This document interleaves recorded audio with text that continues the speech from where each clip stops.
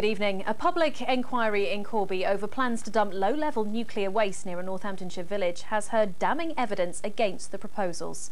Plans for the site near King's Cliffe were turned down in March, but the company behind them has appealed. 8 days into the inquiry, the banners are the same and so are the worries. These people are opposed to Augean dumping what they call low-level nuclear waste on this landfill site. Last week, the County Council justified turning the company down.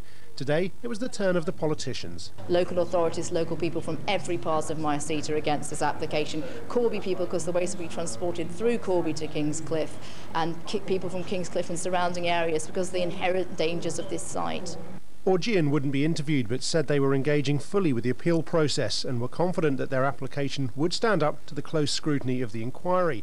They go on to say that such a thorough examination will dispel concerns. Based on the 80 or so protesters at today's meeting, they face a tough battle. Augean's arguments are self-contradictory.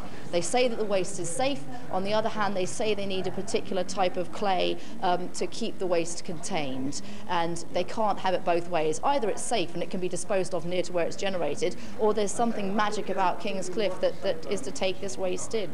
So the debate centres around safety. While Augean claim the risk from contamination's no more than 1 in a million, to some, science doesn't appear to back up that claim.